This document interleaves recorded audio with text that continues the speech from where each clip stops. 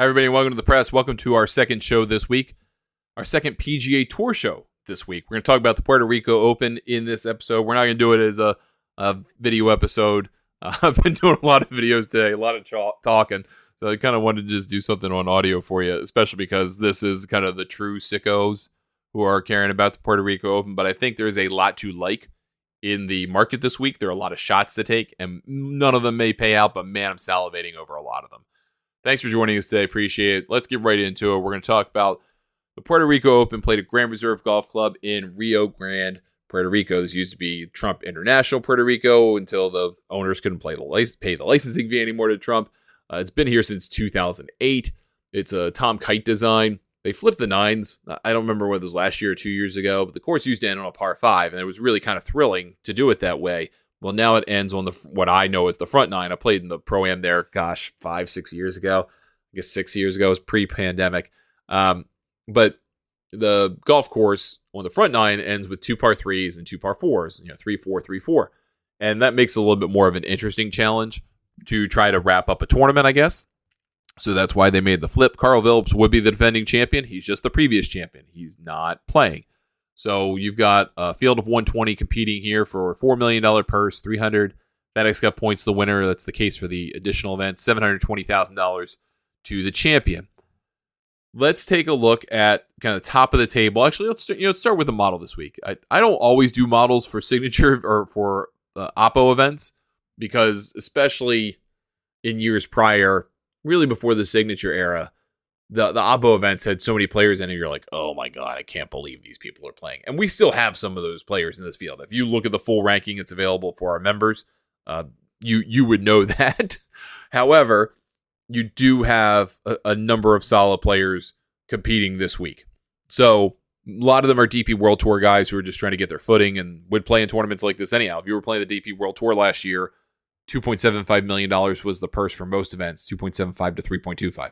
This is a $4 million tournament, so you're still playing for more money, right? Even if you weren't playing for the $20 million this week.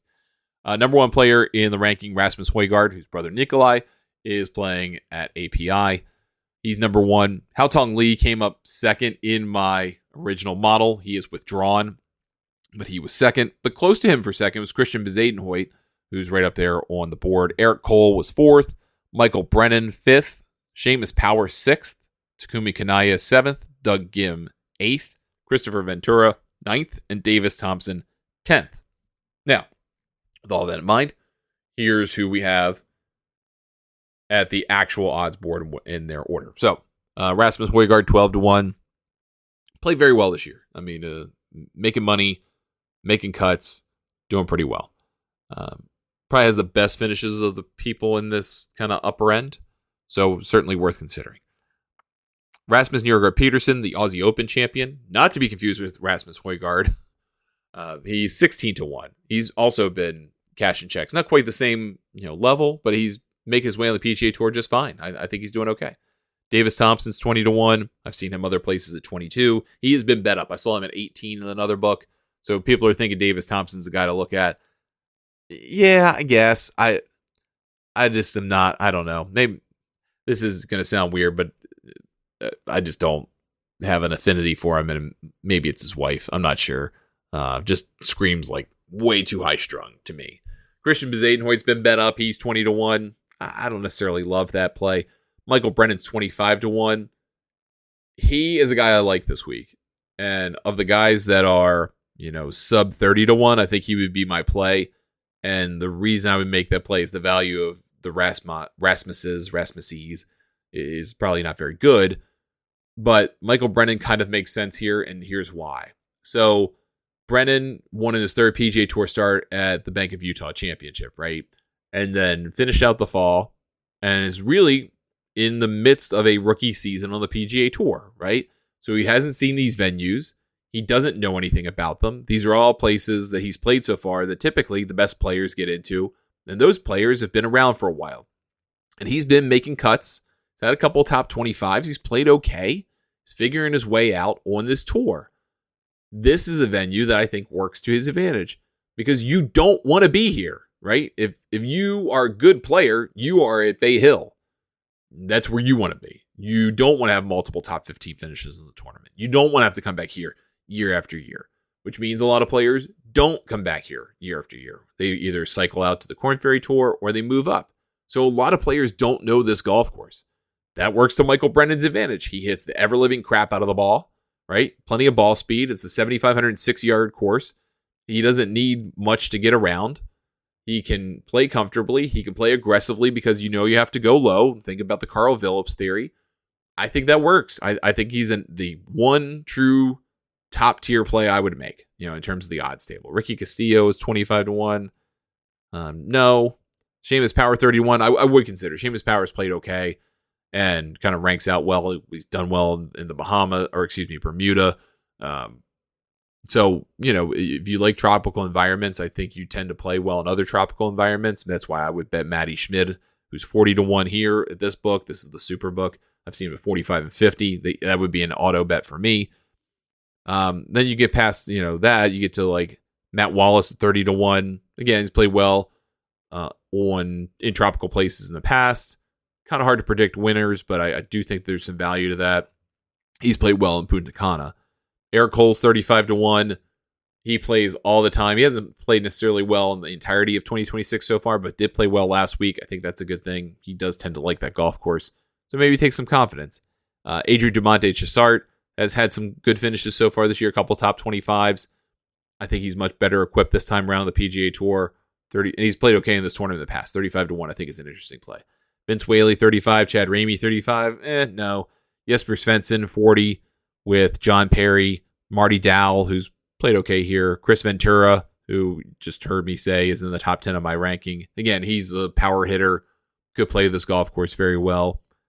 Jesper Svensson, I think, can be a great player. He's got to figure it out. And maybe this is a week he does. I just don't think there's enough there in 2026 for me to put money on him over Ventura or certainly Matty Schmid, who's played pretty well this year and, again, loves tropical environments. Doug Gim is 45-1. I'm probably going to bet him. I like him over Hostler and David Ford. Ford's getting some action because he played pretty well last week. But again, he's a rookie. He's still figuring it out. It's going to take time. Takumi Kanaya, 50-1. That ended last year very, very well and did that in kind of the ease strength of tournaments.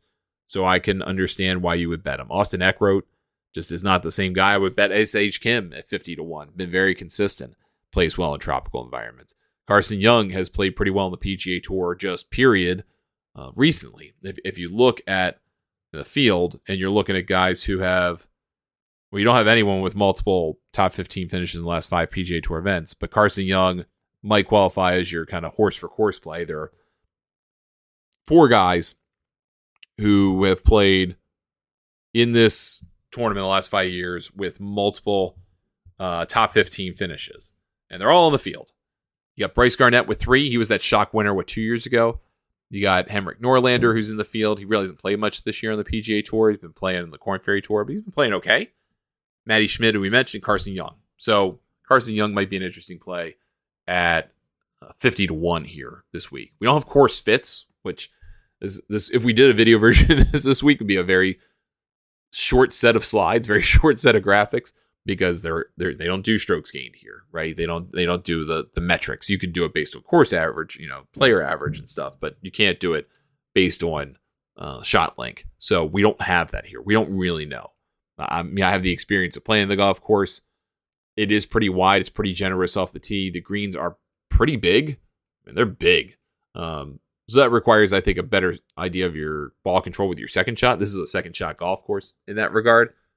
Not because the pins are small, but because the surfaces are so big. If you hit them in the wrong spots, you've got long approach putts. You're trying not to 3-putt. You've got to be on your targets to give yourself good looks at the proper quadrants and sections of greens. So that's really where you're going to make up your ground here. The chipping areas are not bad at all. A lot of them are mowed down.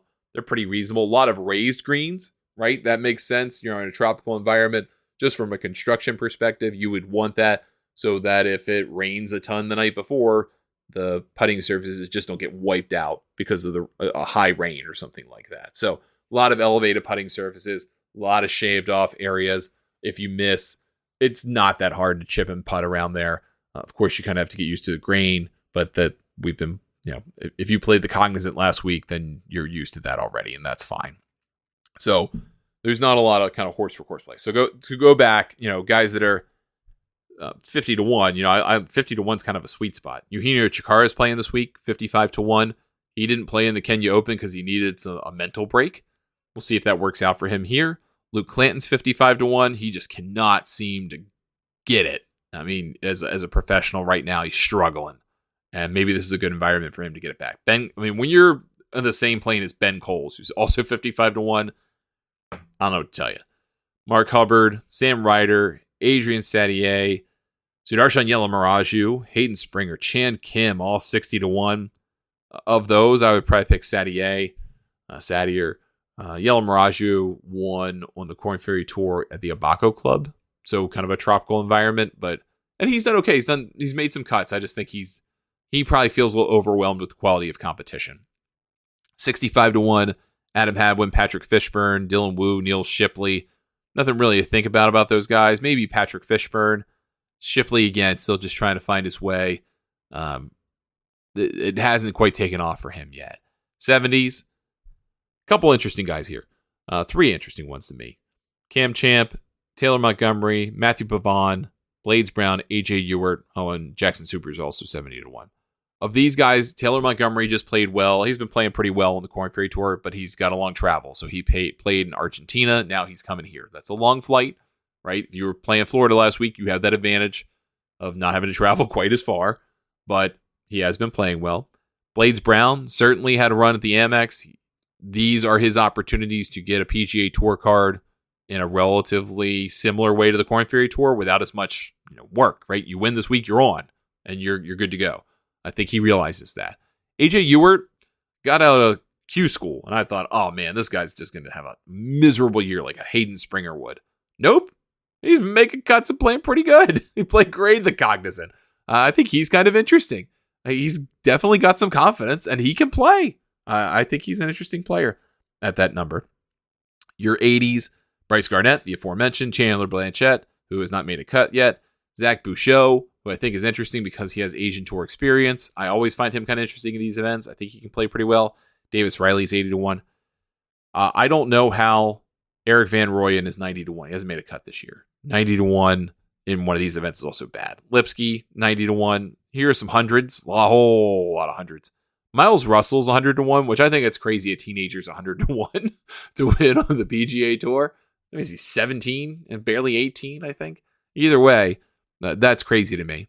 Ben Silverman, Hank Lee Biota hasn't played particularly well. Christo Lamprecht hasn't played particularly well. I thought he would. John Vanderland's shown some signs. I actually kind of find him intriguing at this number at 100 to 1. Then you've got Nick Dunlap, who multi-time PGA Tour winner, right? He's won an events of this quality of strength. If he can literally figure out how to drive the ball, everything else is good. I think a lot of people are going to bet Nick Dunlap this week. It is relatively open.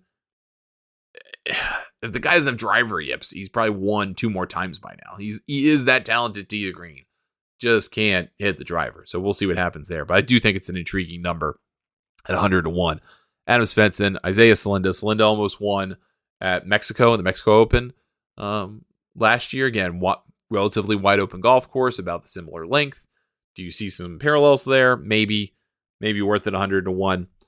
And then we'll do a couple hundred. We'll just kind of pick off guys from here. Kieran Von Wick is also 100 to 1. He played very well here last year. I had him on my podcast, 19th Hole Golf Show, to talk about it. Nice guy. Enjoyed talking to him. Gave some good answers.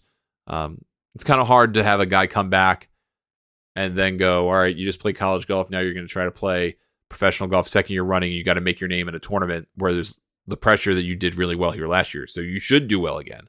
That might be a lot. Henrik Norlander is a horse for course. Really doesn't have much PGA Tour rounds this year. 125 to 1. You want to go after that guy. Rafa Campos is the pride of Puerto Rico. I always thought he would win the Puerto Rico Open for his PGA Tour win. He didn't do that, but he is a PGA Tour winner now, and he probably has a lot of the Puerto Rico rooting for him, right? A lot of Puerto Rican pride these days. I mean, there always has been, but from a news perspective, Bet Bon, he's been awesome, and he's got a lot of attention. Rafa Campos, maybe you can draw off that. I mean, I'm just extrapolating. I have no reason to believe that, but I don't know. Could be interesting, 125 to 1. After that, you get into like Harry Higgs, who's 150 to 1. Again, has done well in these kinds of environments. I feel like a Davis Chatfield could do well in this kind of environment. Don't have to be especially long. He's handled himself pretty well. Gordon Sargent at 200 to 1. Man, that guy never really got off the ground. I hope he does. I mean, he's a good player. I hope he gets off the ground. Beyond that, Fred Biondi's kind of interesting. I've seen a couple other players, a couple other bettors mention him in their picks. Shout out to him. He's a newsletter subscriber. Thanks, Fred Biondi. He's been playing pretty well in the DP World Tour. Not great, but pretty good. I think at least worth an outside thought for Fred Biondi at 250 to 1. Alejandro Tosti just finished like DFL last week. He's in this field because he's got his card back, but how he's not worse odds than 250 to 1, I find absolutely fascinating. Other guy I wanted to point out, John Daly II. So John Daly, little John Daly, is playing this week on an invite, 300 to 1. Am I going to bet him? Absolutely not. He is not prepared for this. However, I do think it's interesting that he is in this field. No one else deeper than that I would even balk at. I will say Ted Potter Jr. did Monday qualify. So shout out to him. He's 42 years old, 1,000 to 1. One-time PGA Tour winner at Pebble Beach. Shocker of a lifetime. But I don't expect him to do anything here this week. So that's kind of everybody. Right? Again, I think a lot of the value this week, you can take a couple shots. Again, Biondi, I think would be interesting. I think you can find some guys in the 120, I'll say 70 to 125 range that you can absolutely fall in love with. And this is a tournament where truly anything can happen. I'm not going to bet either of the Rasmuses. I don't think the value is there. I think Michael Brennan's interesting for the case I made. I could bet Eric Cole. I could find that very interesting. Matty Schmid, I am definitely going to bet. I probably will skip Eric Cole. Probably Carson Young for for a little bit. I did mention Hayden Springer. He's 60 to 1. Don't bet him. I'm just going to mention him. Taylor Montgomery, I'm probably going to look at.